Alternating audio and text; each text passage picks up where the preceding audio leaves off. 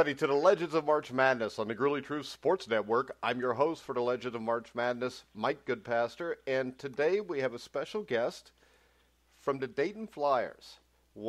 Helped lead the Flyers to the NCAA championship game in 1967.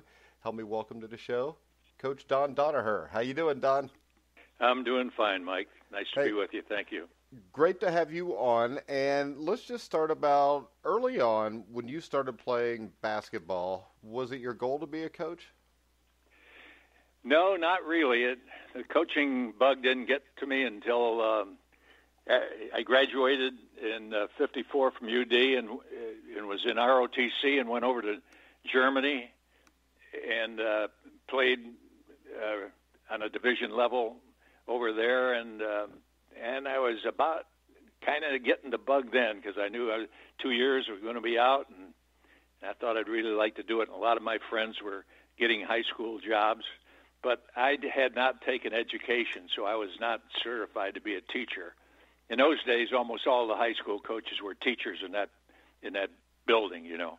Yeah. Not like today, they got guys coming from all walks of life coaching kids. Yeah. And you had the honor to play for Tom Blackburn, who was a guy who I think really brought the Dayton program first to national prominence. And when you look back at Coach Blackburn, what kind of an influence did he have on you? A big influence. I mean, he was like everything to me. The first year that the new field house on campus was my freshman year, and I guess I would have been about the third recruiting class of Coach Blackburn's, and he was good. There was one span of 4 years, 3 times, three of those teams went 25-4. You know, he played a tough schedule, and he wasn't really an X and O type coach. He was kind of old school.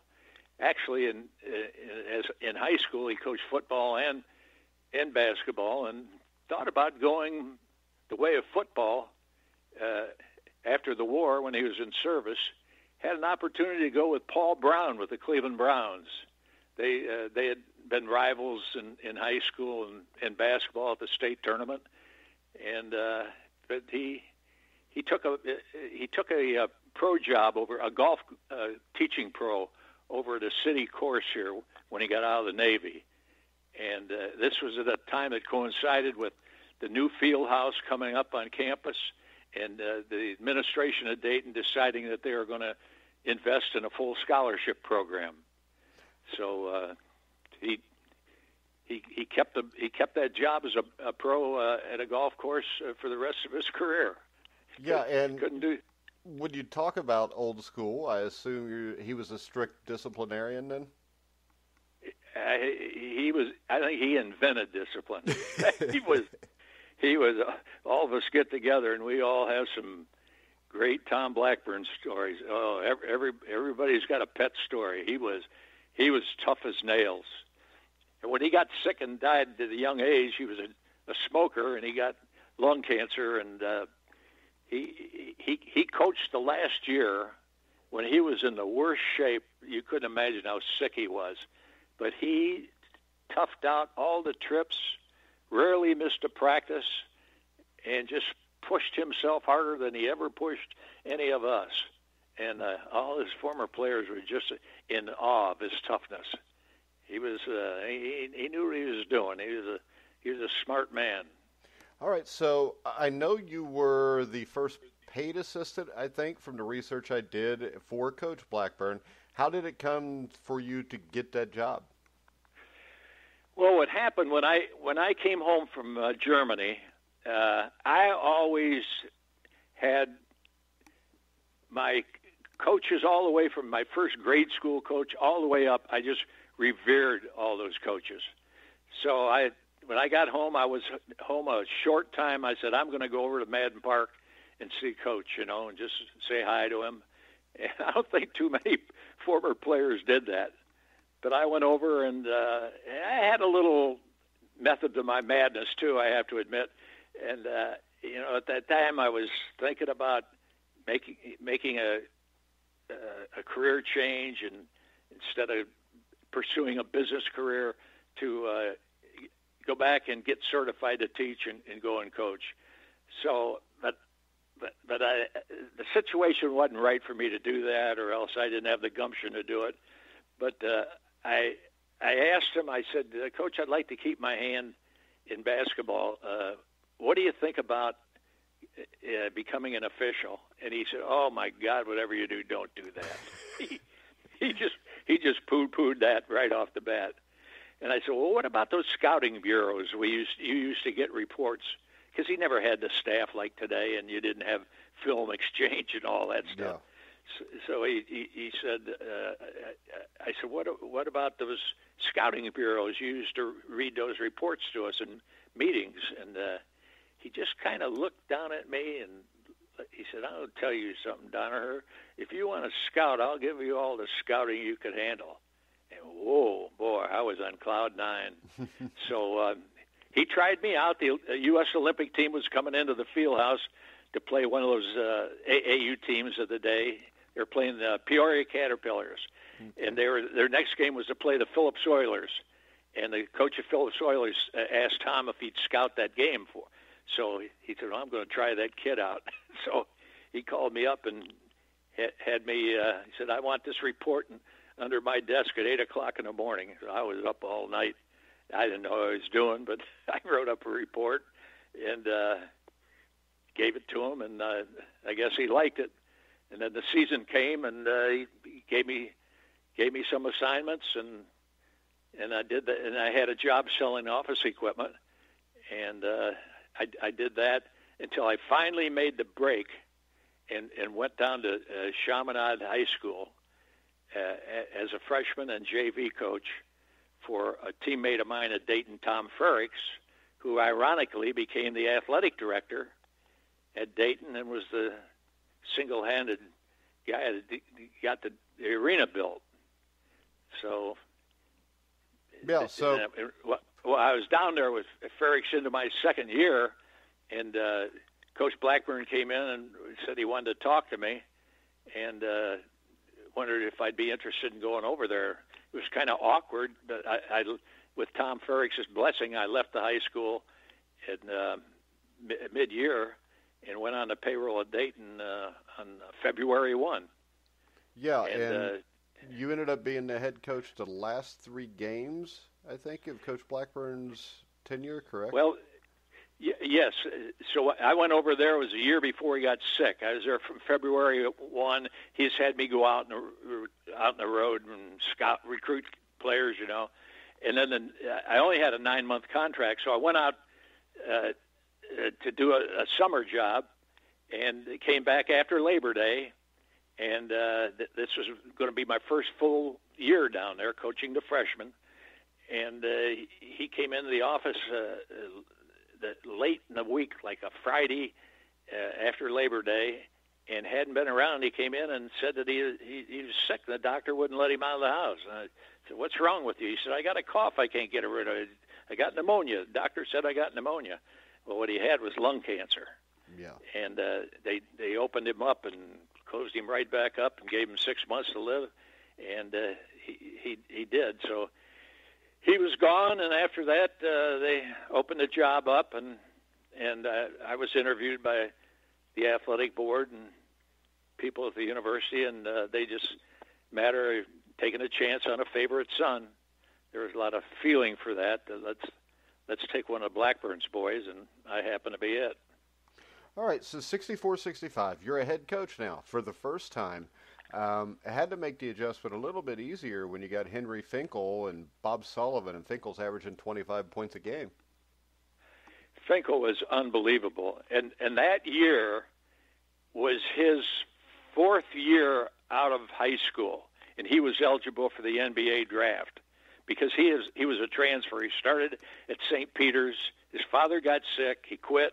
He went down on the docks on the Hudson River there and worked as a sandblaster, and he was out. And by chance, a friend of Blackburn's came by one time and asked him if he'd be interested in going back to school. He was out for part of the year that he quit, and then the whole next year his father was sick. And he went home and talked to his mom, and he said, I got a chance to go to college. She said, you go. He said, Mom, you don't understand. This is 1,000 miles away. Wasn't quite that far, but he said, this is in Dayton, Ohio. She said, I don't care where it is, you go. So he went out and had to sit out a year as a transfer, and then played his sophomore year for Tom, but that was his fourth year out of high school, and he was eligible for the draft, and L.A. drafted him number 1 and really went after him. And after talking with his mom, he turned that down to come back to school. And then the next year he was redrafted because he didn't go by Philadelphia, but they had Wilt Chamberlain and that big center from Texas, El Paso. Yeah. And so they weren't really looking for anybody, and he came back for another year. I mean, it's one of the great stories in the history of Dayton that somebody would be that unselfish. He tells a story that he played with Don Nelson, and Nelson one time said, Finkel, you must be the dumbest guy to ever play in the NBA. He said, you go back to school and play in college when you could have, it wasn't like money like today, yeah. but there was good money, and you turned down that money to go back to college, and worse than that, Finkel, you lost 2 years on your retirement program, on the NBA retirement program, which is big dough. Yeah. And he said, Nellie, he tells a story, he said, Nellie, I'll tell you something. He said, if I had to do it all over again, I'd do exactly the same thing. He said, because my 4 years at Dayton were the 4 happiest years of my life. So yeah. that's Henry Finkel for you. Yeah, your first year, you go 22-7, and you get another big-time player. 1965-66, you see the arrival of Don May. You want to talk a little bit about Don and what the recruiting process was like with him? Well, he lived right down the street from school. I mean, literally one block from the south end of campus. And the UD campus was his playground as a kid growing up. I mean, he can tell stories about big sewers they had going all the way down to the Miami River, and they'd get on bikes and drive through that sewer. Scary stuff. I was with him recent years over watching a Dayton soccer game playing. My granddaughter was playing. And he points over. He says, you see that manhole over there? I said, yeah, I see it. He says, that's where we used to pull the cover off there and sneak into the football games through that. So it literally was his playground. So he just wanted to go to Dayton. And it was... and played with. Go ahead. Sorry about that. That's all right. Go ahead. All right. So you had May and Finkel together. You had a great season. You actually made it, I think, to regional semifinals, and you played the great Kentucky team that would go on to lose to UTEP in a national championship game. You played the game close. What do you remember about that matchup? I remember a lot about that matchup. They had no way of stopping Finkel. And he was scoring at will, and Coach Rupp went to that 1-3-1 zone. It was relatively new for him. And we had a roommate of Finkel's who was a great shooter, just passed away in the last year, Denny Papp. And he tore a knee up prior to that year, and he was maybe the best shooter we've ever had go through there. Beautiful shooter. And he was a senior. And against that zone, the way we played it, most of our shots were going to come out of the corners, and we just didn't have – Donnie May was not a great outside shooter at that time, and he was in a mite of a slump, and we had no one else in the program that could hit that shot from the side. And so when they went to the zone, we stayed competitive, stayed in the game, but we struggled, and we didn't get – out of Finkel what we were doing when they were man. So I was young then. I like to think that we would have handled that zone differently in attacking it, but I think it's too late now, don't you? Yeah, maybe. But it's how it is. I mean, and when you're a coach and you're young, you learn a lot of things, and the difference between being a successful coach and a coach that's not successful is the fact that you can actually learn and adapt to things instead of just beating yourself up with it all the time. Yeah.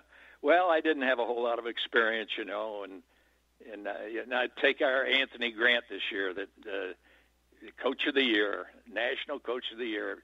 He's getting all those awards. What a background he had. He played for a real good high school coach. He played at Dayton. He then went to work for the assistant coach that recruited him out of Florida, Dan Hipsher. And he was with Dan down Stetson. Then he went with Billy Donovan, and he was a part of 2 national championships, and then went to VCU, and then Alabama, and then back with Billy and into the pros. And he just had an unbelievable preparation to get where he is today. Well, that wasn't my resume. And we will talk more about the recent Dayton Flyers here in a little bit. Going to 66, 67. You lose Henry Finkel. Was there any way to know that this team was going to have the magic run that it did for that season? No, not at all. As a matter of fact, looking back, if somebody asked me who was the best team you ever coached, I think I would have said Finkel's senior year. So he's gone, and we had sophomores in the front line. But we had Don May as a weapon, and we had a nice backcourt. We really had good guards, and so we had a strong year. And I don't know how many teams there were in the field there, maybe 23, something like that. So we get a bid, and to get to that championship game, I'm telling you, we drew every good ticket there was. You talk about that tournament is such a crapshoot. And you got to have a lot of luck. Example, 2 years ago, Virginia gets beat by a 16 seed. They come back the next year and they win the championship. I mean, that's the way the NCAA is. It's so unpredictable. It's impossible to lay out the brackets. So we get in the first game. We played Western Kentucky. They were a 6th-ranked team in the country. And we played them down at Lexington, and they had a great player by the name of Clem Haskins. Yeah. And the Smith brothers, Dwight and Greg, NBA guys. And before we played Western, Haskins fractured his wrist. And so when he played against us, it was so heavily taped up it looked like he had a cast on it. And it was his right hand. And his handling wasn't what it was. His shooting wasn't what it was. And had they had Haskins at full strength, I don't know how we could have survived that first game. As we won it at the buzzer in overtime when Bobby Hooper hit an outside shot. That was in a tie situation. Yeah. And then the Tennessee game. Tennessee. Then we go to Tennessee. Yeah. They were 8. Yeah, they were number 8, and they had knocked Kentucky out, and they represented the SEC in the tournament, and had that Tom Boerwinkle and Ron Whidbey, a great scorer, and they were good. And we had a lights out first half against that zone, shot an ungodly percentage, and the second half we were just sort of playing not to lose, and Ray Mears was really ball control conscious, and even behind, he'd hold the ball for large amounts of time, and we won the game by 1 point. We just held out, blew our halftime lead, but we won it by a point. Now we played another unranked team, Virginia Tech, and we were. About 10 minutes to go, we were sunk, and I remember at a timeout we said, "All right, if we're going to go down, we're going to go down with May." And we said we're just going to pound the ball into May, and he carried us, and we got it into overtime, and we won in overtime. And then now we played the number 3 or 4 team, North Carolina.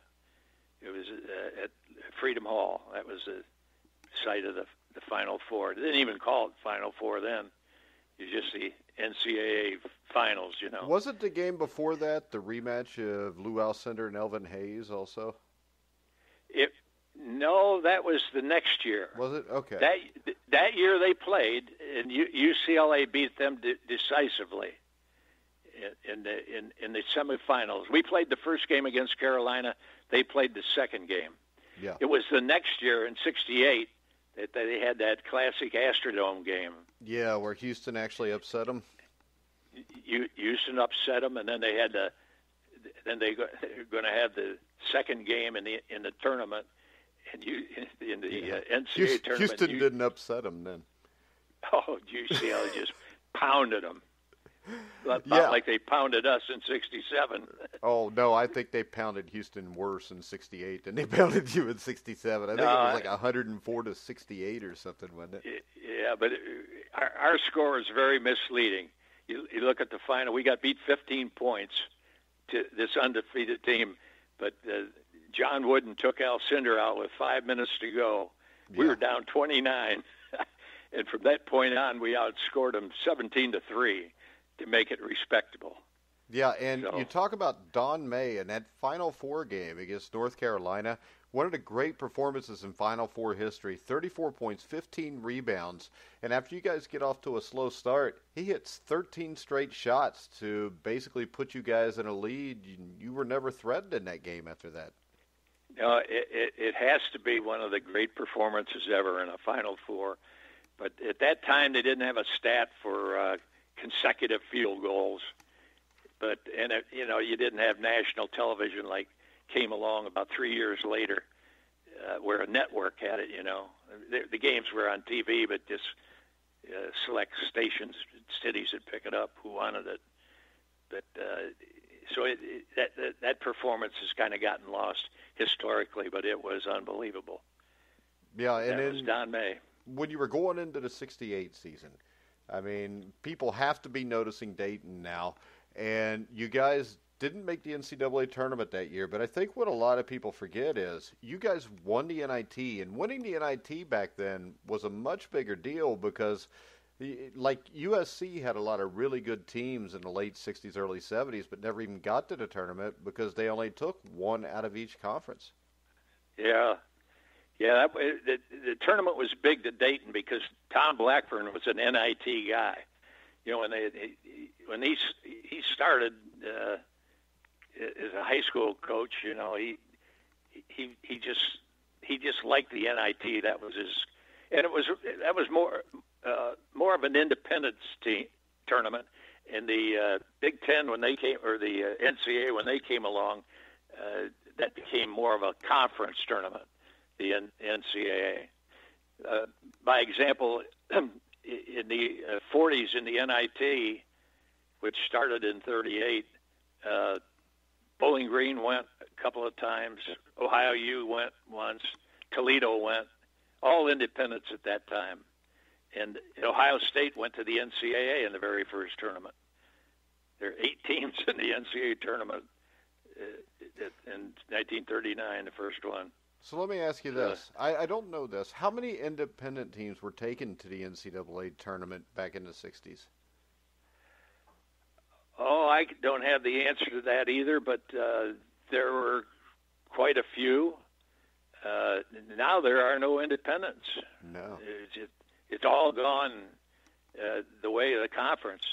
Like I coached at Dayton up until 88, 89 year, and that was the only season we were in a league. We finally went into a league because through the 60s and early 70s, there were a boat full of independent DePaul and schools. Marquette, who were always successful in the 70s, they were independents. Yeah, and it ended up DePaul, Marquette, Notre Dame, and Dayton. We start playing one another twice a year, so it was like a conference of sorts. You know, we call it the Great Independence. You know.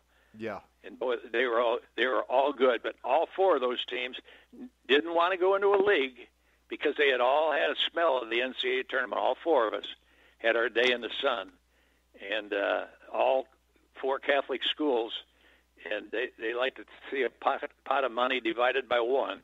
Yeah. Yeah, So that always helps. so That's why Notre Dame yeah. football's still independent. There you go. There you go. All right, so you're at Notre Dame. You're at Dayton. You've had all this success. Was there ever any consideration to move on to what, quote unquote, would be a bigger school? No, I thought I was at the big school. It was my alma mater, and Sonia was from Dayton, and I was where I wanted to be.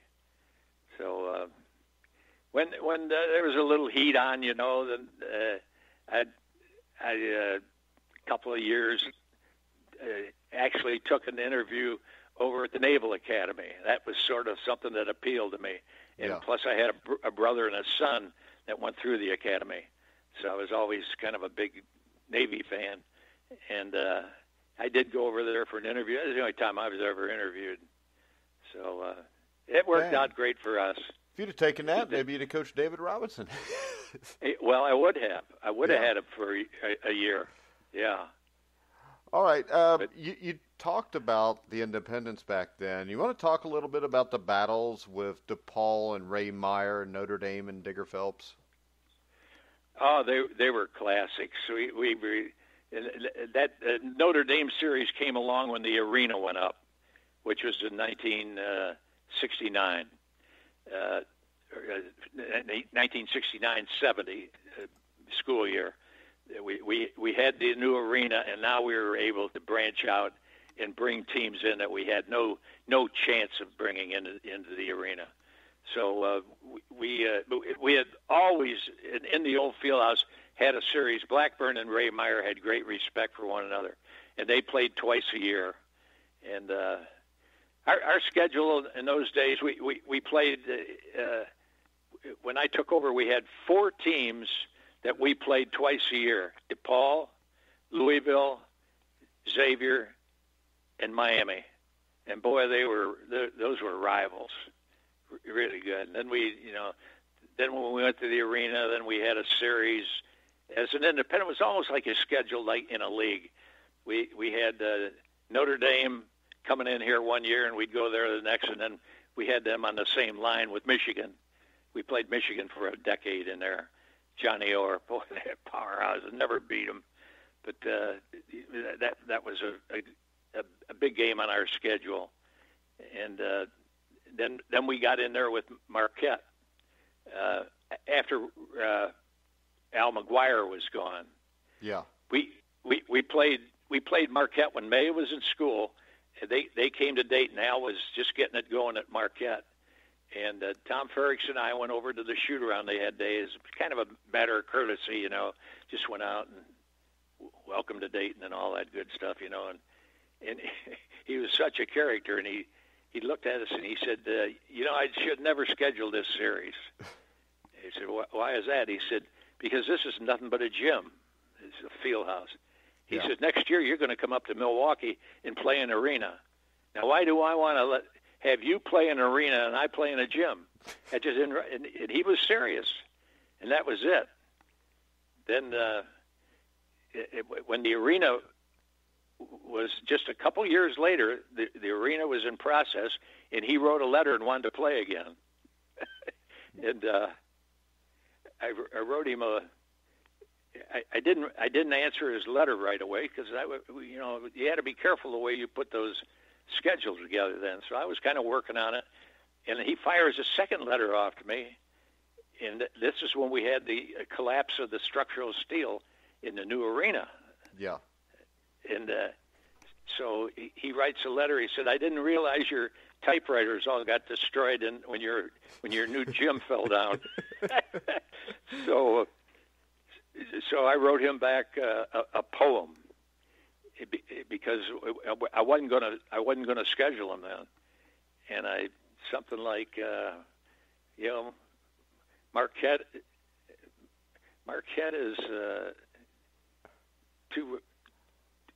is too tough, McGuire's too rough, Milwaukee's too cold, and your gym is too old.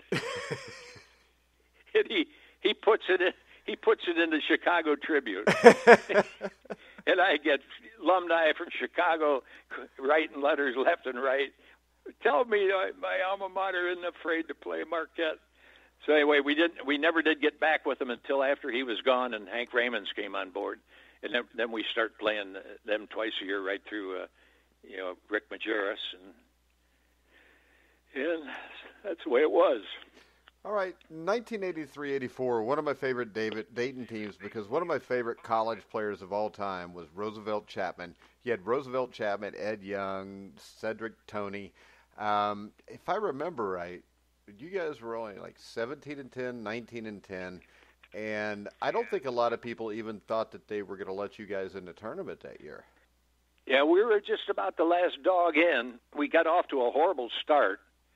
I think we were like 2-5, maybe something like that.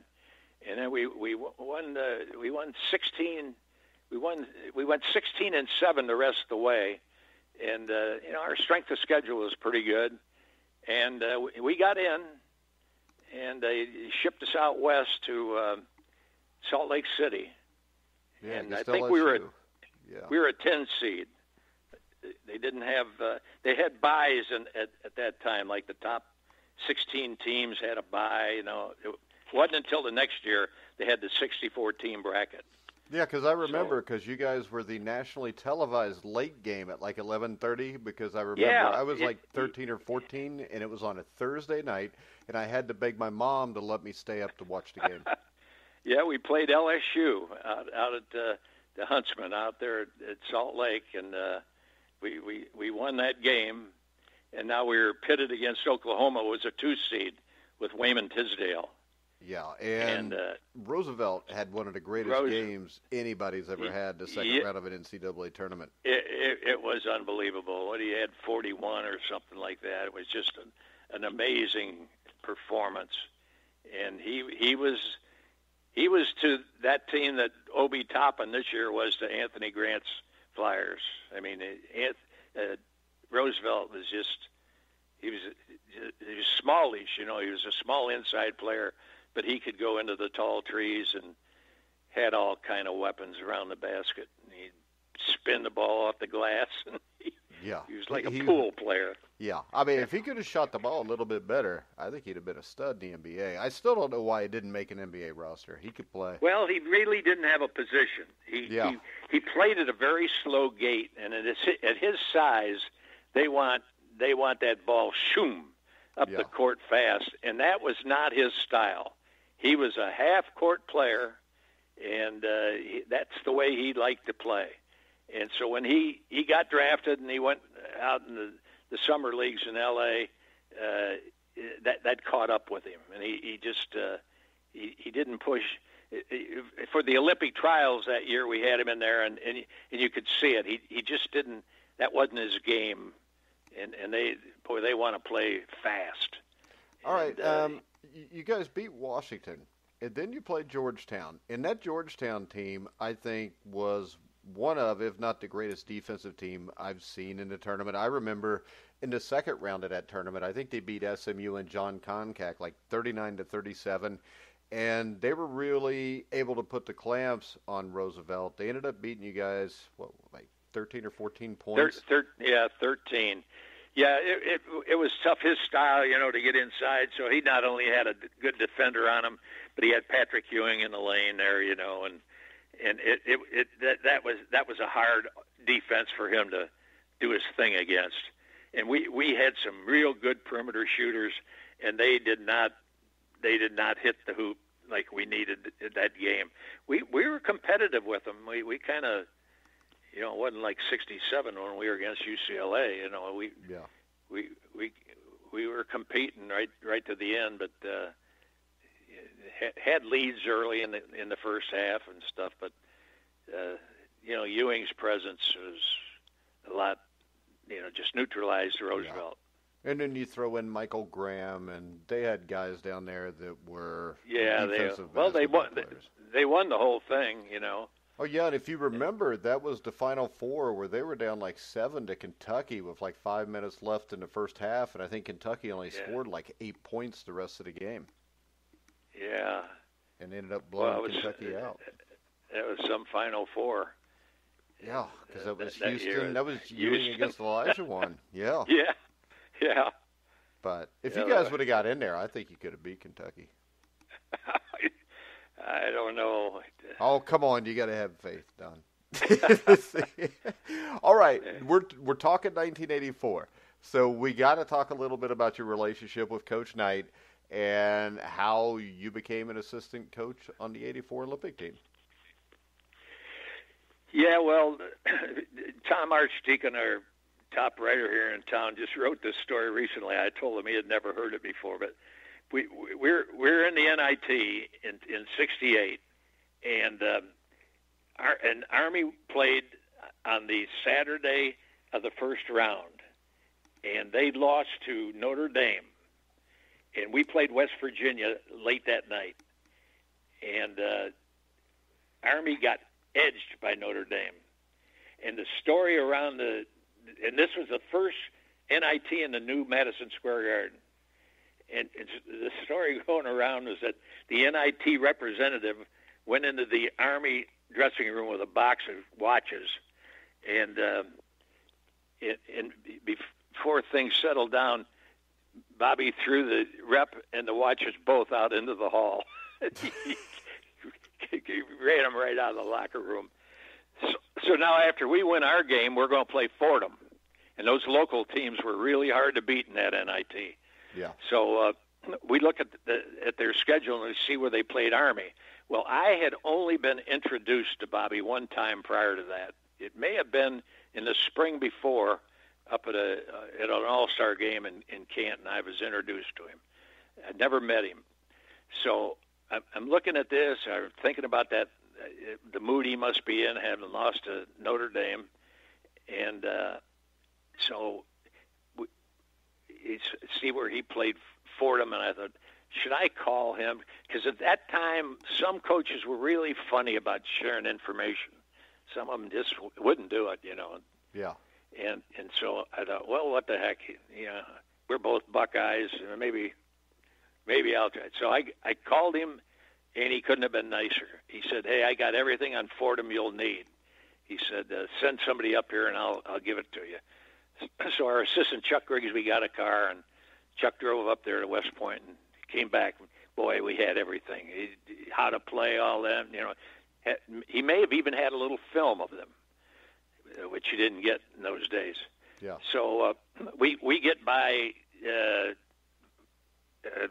Fordham by a point, but the whole preparation was based on what Bobby gave us. So now, the next game in the semifinals, we're going to play Notre Dame, the team that knocked him out. I thought, well, should I try my luck again? So I called him up, and it was kind of short, you know, and he said, as I recall, he said, send somebody up. I can give you what we got. So Chuck gets in the car and drives up to West Point again, comes back with all the Notre Dame stuff. So the next morning, and we beat Notre Dame in overtime. So the next morning in my room, the phone rings about 8 o'clock in the morning, and it's at the front desk. They said, there's a message down here for you at the front desk. I said, okay. So I go on down, and the guy at the desk gives me this message, and this is about verbatim. Message says, congratulations. I know nothing about Kansas, who we were going to play. I assume Dayton pays you a salary. Maybe it's time for you to put one of these things together. That was the start of our friendship. And I'm telling you, from then on, he looked after me like he was my big brother. Yeah. But he get me on clinic. He was always in demand for coaches' clinics, and he'd always get me on there and just treated me unbelievably well. So, yeah, talk a little bit about that 84 Olympic basketball team. I mean, you're looking at Michael Jordan, Patrick Ewing, Chris Mullin. I mean, that team, probably the second greatest Olympic, probably the greatest Olympic team up until they started including NBA players. Yeah, it could have been. It was the last college. He wanted to have an all-college team. There was one player, Antoine Carr, that had played over in Europe, and he was in the Olympic trial we had. We had about 75 players that came to Bloomington for a tryout for this deal. And at the end of 1 week, we cut it down to 32 players, 4 eight-man teams, and played back-to-back doubleheaders at Assembly Hall. Packed them in both nights, and so we had this knockdown, drag-out competition, and put that team together, and it was. As I said, he wanted to have all college guys. He didn't want to have any of those overseas players that had been out in the. It's the last college team, the last amateur team to ever win a gold for the USA. Because 4 years later, Thompson had the team, and I think they went to Korea, and they got beat by the Russians. Yeah, they came in third, got the bronze medal. Yeah, and so that was the end. There was a body called ABA USA, Amateur Basketball Association, United States of America, and they changed it to USA Basketball. Said we're going to get the pros, because all those teams we played in Los Angeles in '84, they were all pros. They all played. Most of them, like Yugoslavia and Italy and Spain, those real good players all played in the Italian league, which was the best over there. And the only shame was Bobby Knight didn't get to play against the Russians, because we know that's what he wanted. Yeah, we boycotted at '80, and that really bugged Bobby that President Carter did that, and so we knew they were going to get back. They weren't going to. We wouldn't go to Moscow. They're not going to come to L.A. And they were good. Boy, they had some players. Oh yeah, Arvydas Sabonis was as good a big man as you ever saw before the knee injuries. Yeah, you're right. I mean, you just think you're seeing Bill Walton. Yeah, it's like there's no difference between them. Well, Sabonis might have been a better outside shooter than Walton. Yeah, Walton just never shot outside. Yeah, I know. That's why. Yeah, but Sabonis was just so skilled, so agile.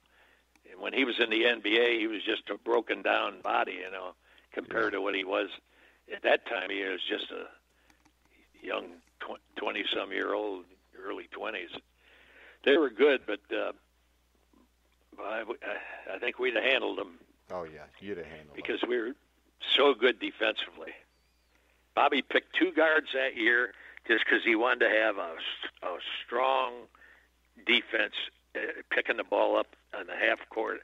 And Alvin Robertson and Vern Fleming, neither one had a lights-out NBA career, but boy, could those 2 guys defend.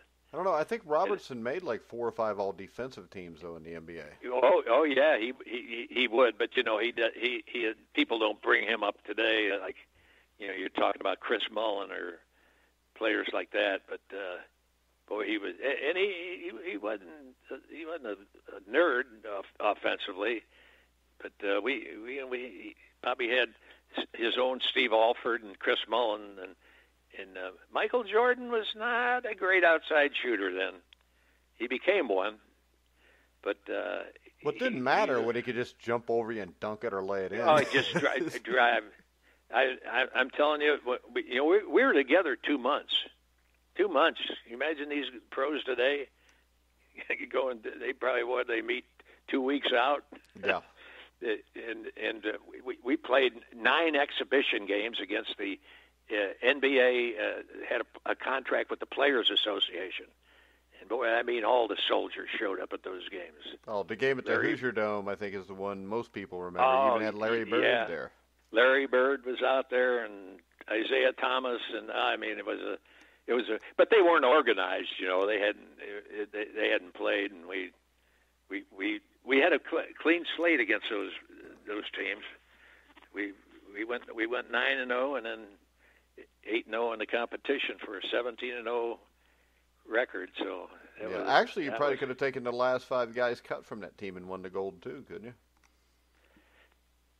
Well, probably. We Starting cut off John with Charles Stockton, Barkley, John Stockton, yeah. Karl Malone. There's no end to the guys we cut. The guards, Joe Dumars. What's the guard? I keep forgetting his name, from Wisconsin, Stevens Point. That drafted by Portland, Terry Porter. Yeah, Terry Porter. Oh. He was a heck of a shooter. Oh, is he good? Is he good? I mean, there were guards coming out our ears, and we, the ones we had, he kept his own player, Alford, and then he wanted those two defenders. Yeah, but I'll tell you, in Knight's defense, Alford played really well in that tournament. Oh yeah, he was. Steve is a shooter, boy. I mean, he had no fear, boy. He and Chris Mullen, they could really shoot it, and so could Sam Perkins. God, is he a good? Well, yeah, he was 6'10" doing it. Oh, long arms. He may have been my favorite player in the whole deal. He was the nicest person to go to work. His practice ethic was off the charts. Well, I would say with that team, it'd probably be hard not to have practice ethic like that because you got so many guys pushing each other. Yeah. Oh, yeah, the scrimmages were always, you couldn't tell who was going to win. Yeah, the scrimmages were probably more entertaining than playing Spain. Yeah. The only thing that sucked about that was we only got to see like half of every game because AVC'd break away because it was 62-20 at halftime. Yeah. In the competition? Yeah. Yeah, and the competition was pretty ugly. Yeah, then I had to watch rhythmic gymnastics coach, and I didn't want to do that. Yeah. All right, so let's talk a little about 1985. I think you had a player come in there by the name of Anthony Grant. Yes, we did. And Anthony, right off the bat, was a backup to Roosevelt Chapman. And you know what that meant? Anthony Grant didn't get to play. Always said if we played a 40-minute game, Chapman played 45. Yeah. we just kept him out there. And so Anthony just paid his dues. But the quality of that kid, he went back to Florida that summer, and he put together his own workout. Nobody in our staff gave him the workout. He went back there. He was determined the next year he was going to take over that spot. And it was competitive, and he did. And we actually, on the regular season, we were one game better than we were with Chapman in '84. Yeah. But we ran into a red-hot Villanova team. Oh, yeah. And that was made 2 years in a row that we lost to the national champs. And you guys played that game at home, didn't you? We got a home game, which I didn't like from the get-go when they announced that. They later on they wouldn't do that. It just didn't. It didn't seem like you were in a tournament. You're playing on campus. It just wasn't good. And the year before, we're out west, and in '74 we were out west, and it's just a good experience. That was the year we played Walton, that triple overtime game. But we were at home and had that big advantage, but we got beat by 2 points. They were hard to play against, Villanova. Yeah, and that was a low-scoring game too, if I remember one, like 49 to 47. 49. Yeah. Because a lot of people forget about that, but Villanova could have easily been gone in the first two rounds because the second round in Dayton they struggled with Michigan, and Michigan was Antoine Jobert. That was a good team. Oh, they were good. Yeah, we were playing them every year, and a home series, and they surprised everybody when they beat Michigan. All right. So with Anthony Grant, did you have any sense that this guy was going to be a successful coach someday?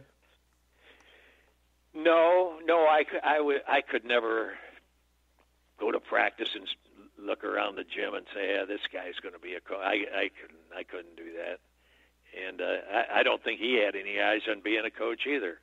He wanted to play some more when he got out of Dayton and went down, played some minor pro league around Miami, and then he had somebody come up to him and ask him if he wanted to be an assistant at this high school, and so he went to his high school coach and said, "Hey, what do you think this guy wants me?" He said, "Well, if you want to coach, come with me." So he went back to Miami High, and just started probably coaching at the JV level, and then when Dan Hipsher left our staff and went to Stetson from Wittenberg, he had been a junior college coach down in Miami at Miami-Dade South.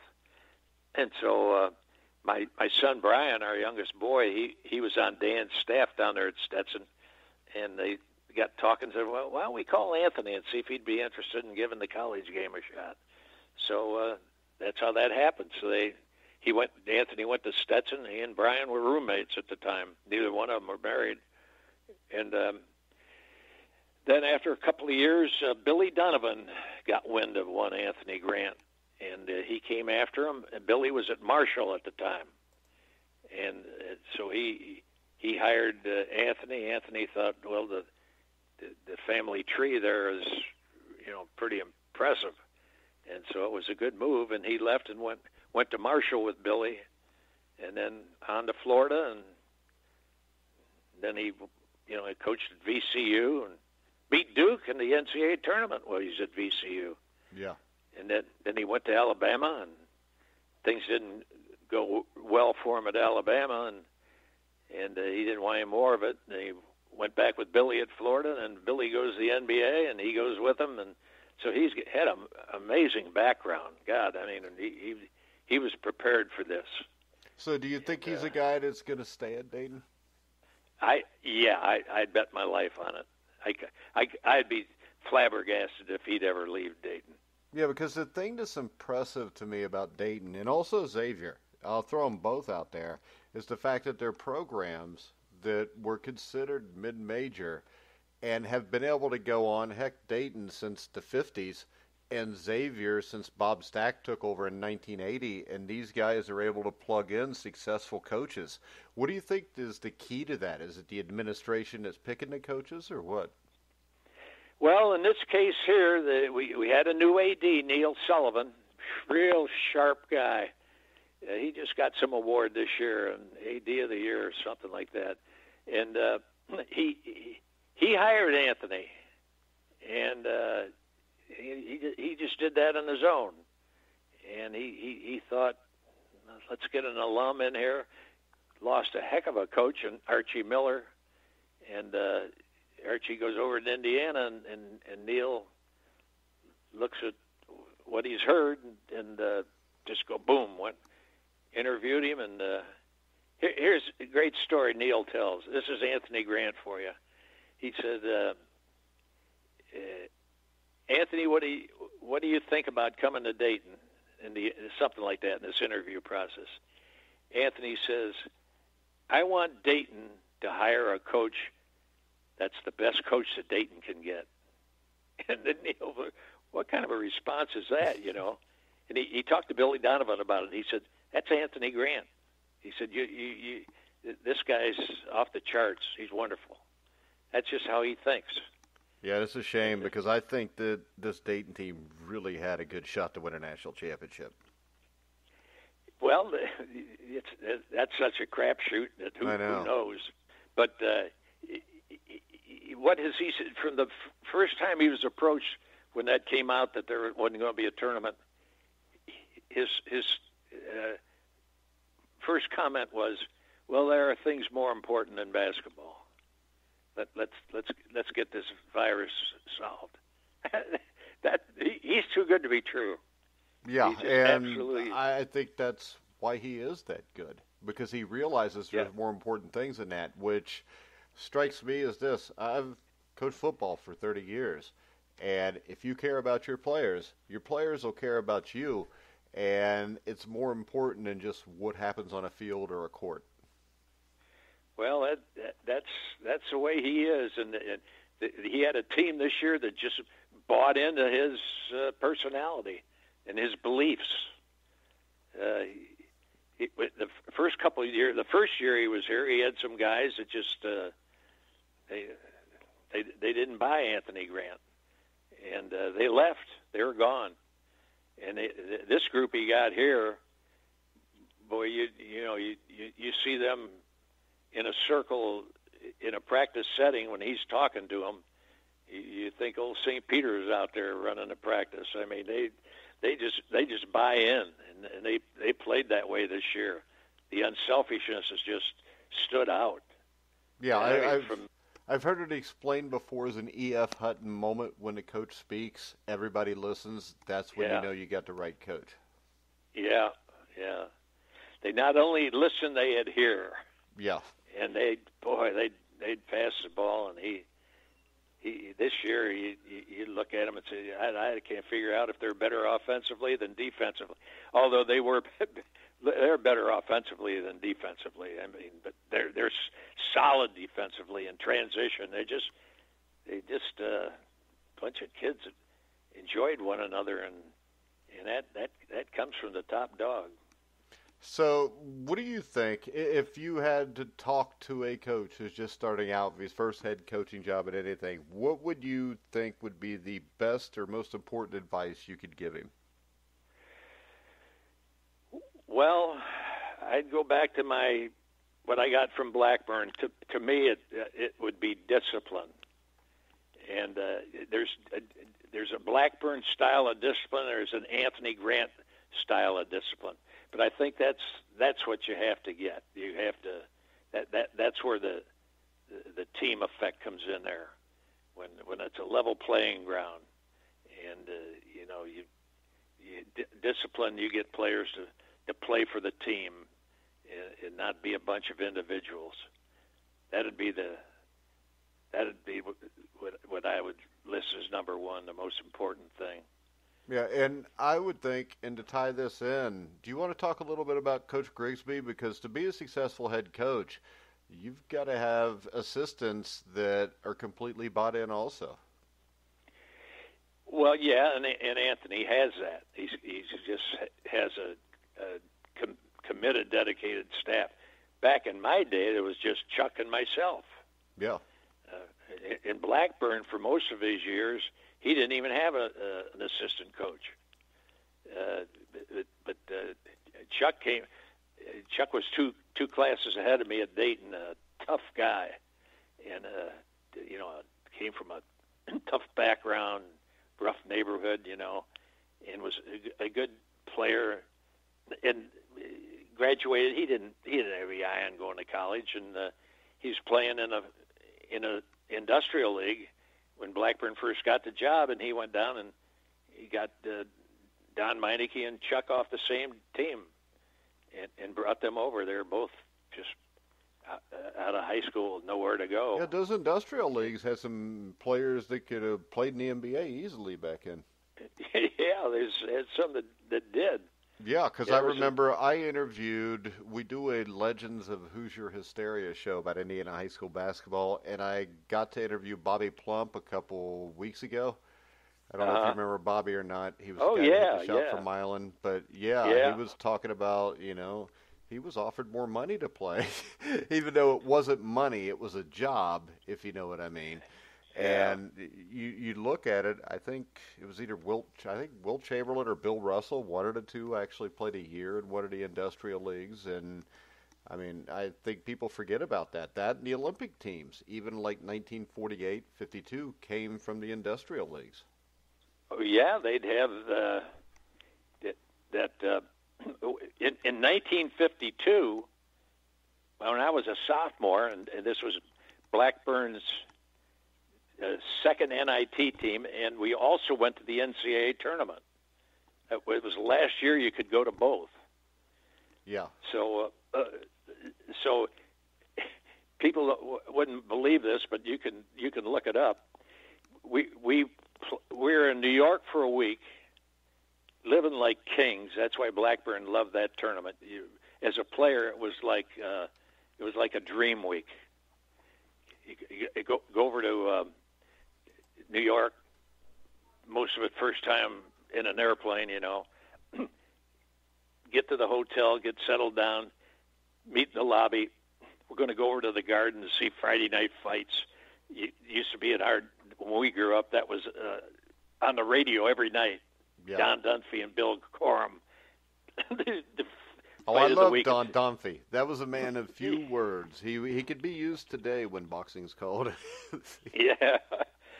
So you'd go over, and then the next day you're playing in the garden, and then on Sunday you get down to the lobby and meet, and we're going over to see the Rangers play. So you go to the garden and play the Rangers. Monday night, the quarterfinals, and you're either playing or watching, and the Tuesday, same thing.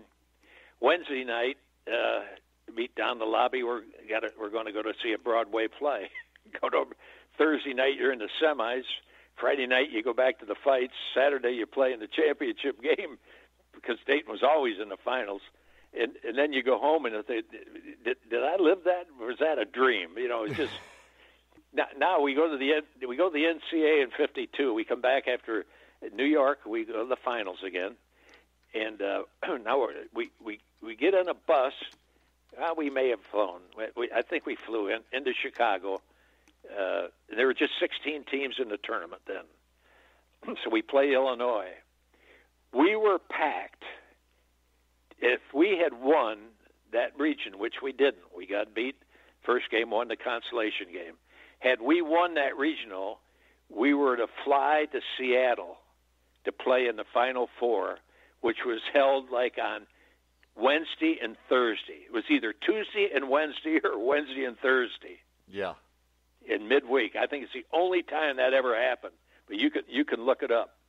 And had we then either won the NCAA or been runner-up, we would have gone to the Olympic trials in Kansas City, where they had the Army All-Stars, the College All-Stars, the NIT champs, the NCAA champs, and those Phillips Oilers, the Industrial League, and that's how they picked.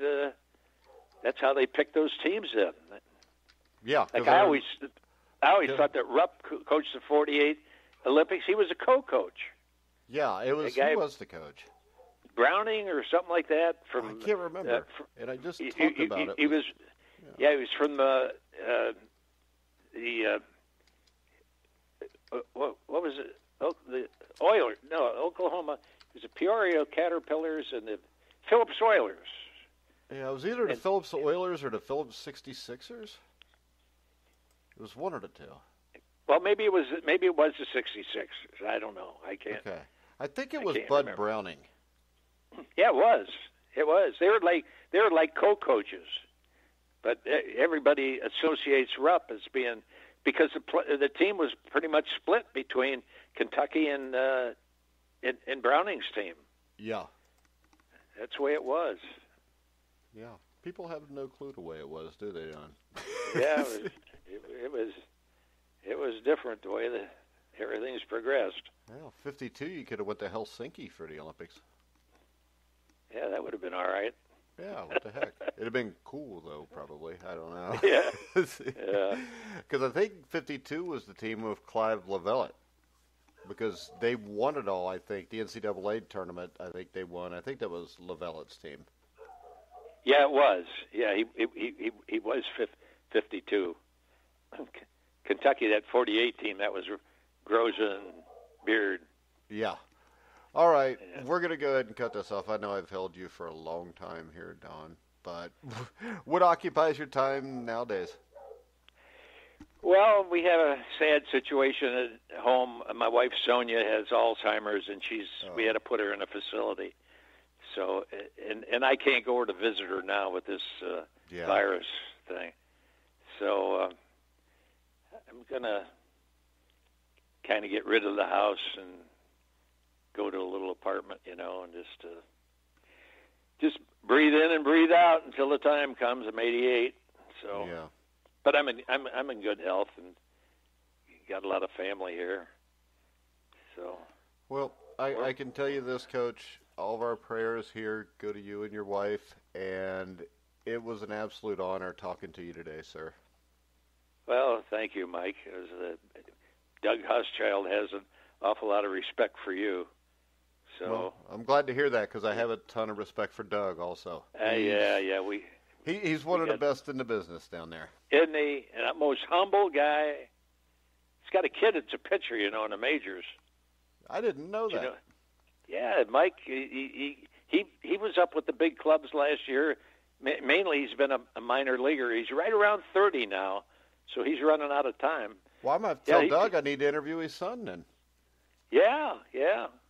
He's been out at Fresno, I think, or somewhere. But last year he was either with the Texas franchise or there was a trade in there somewhere. But he got in a game or something, got the side out. He had the best earned run average in baseball. But then he got another chance, and he shot that. It counts. I've got a first cousin who actually got drafted by the Marlins, made it to the major leagues after 5 years, comes in the game with the bases loaded, pitches to Miguel Tejada in like the 7th inning with the bases loaded. His one pitch in the major leagues was Miguel Tejada hitting a grand slam home run. He was taken out, sent down, released like 3 months later. And like I tell him, I said, you know how many people would kill to just have Miguel Tejada hit a grand slam home run off of him? Yeah. So, I mean, when you look at that, you still got there, you know? But, all right. Yeah, I love that baseball growing up in Toledo. I was a big Toledo Mud Hens fan, you know. I remember the Mud Hens. That was, you know, with a Klinger on MASH. That was his team. Yeah. The Tacos, the restaurant over there on the east side, yeah. But, all right, Coach, I really appreciate your time. Okay, Mike, it's good talking with you. All right, thank you. Remember, guys, hey, hold on a second, Coach. I want to talk to you real quick when I get off here. But I want to remind everybody you can follow me on Twitter at Grueling Truth. You can hear all of our shows at over 300 different outlets, including iHeartRadio, Spotify, Spreaker, Stitcher, TuneIn. Wherever sports podcasts are, you will find the Grueling Truth. So for now, for Don Donoher, I am Mike Goodpaster. You've been listening to the Grueling Truth, where the legends speak.